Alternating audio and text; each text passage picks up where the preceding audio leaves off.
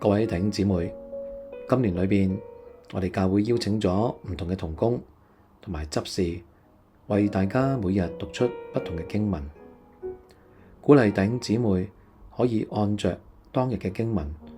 喺你另外嘅時間繼續去閱讀同埋默想，讓我哋喺今年2025嘅預苦期，能夠與主同行。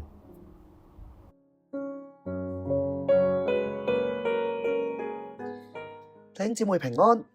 今日咧係4月13號，經文咧係記錄喺民數記13章25至到33節。今日嘅經文內容係探子佢哋翻嚟報告啦，就話當地係流奶與蜜之地，嗰度嘅居民強壯，而且城邑高大。而12個探子當中，迦勒安撫百姓，話以色列嘅百姓係足夠能夠得勝嘅。但係其他嘅探子卻膽怯恐懼，話佢哋喺呢班居民面前好似蚱蜢咁樣。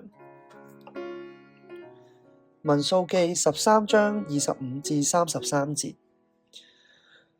過了40天，他們窺探那地才回來，到了巴蘭曠野的加低斯，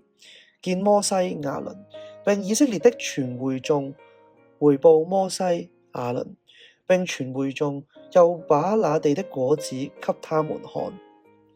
又告訴摩西說：我們到了你所打發我們去的那地，果然是流奶與蜜之地，這就是那地的果子。然而住在那地的民強壯，城邑也堅固寬大，並且我們在那裏看見了亞衲族的人。亞瑪力人住在南地，赫人、耶布斯人、亞摩利人住在山地，迦南人住在海邊，並約旦河旁。迦勒在摩西面前安撫百姓，說：我們立刻上去得那地吧，我們足能得勝。但那些和他同去的人說：我們不能上去攻擊那民，因為他們比我們強壯。探子中有人論到所窺探之地，向以色列人報惡信，說：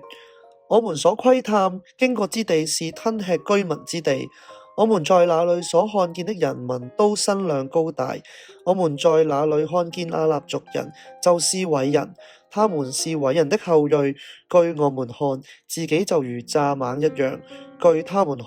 我們也是如此。今日嘅經文，佢講到原本呢12個探子係負責去睇迦南地係幾咁美好，為到以色列民帶嚟進入去嘅魄力，但係呢一班領袖卻只係報惡信，佢係話當地嘅居民好勁好勁，自己實輸，就係其實睇唔見自己有住上帝喺佢哋身邊。經過出埃及嘅事蹟，又經歷過西乃曠野、巴蘭曠野，好多上帝嘅供應，但係今天佢哋卻麻木咗喺嗰一啲嘅困難當中，忘記咗上帝嘅大能。呢個係以色列民嘅心態，或者我哋好多時其實同呢班以色列民無異。當我哋面對住恐懼難阻嘅時候，我哋好容易嘅將目光聚焦喺呢啲嘅困難上面，不斷諗方法去解決，設法嘅去逃避，卻唔懂得禱告交俾上帝。我哋作為基督徒，其實好清楚祈禱係能夠帶嚟好大嘅幫助，但我哋嘅信心卻係好少，經常都忽視咗上帝嘅大能。或者我哋喺信心上面好需要上帝嘅幫助，就求上帝幫助我哋每個人嘅信心，能夠克服我哋面前每一個難關。就喺呢個預苦期嘅當中，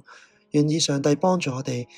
有更加大嘅信心去面對上帝所安放每一個困難嘅處境。願意我哋今天就不斷透過禱告，將呢啲嘅困難交俾我哋嘅上帝。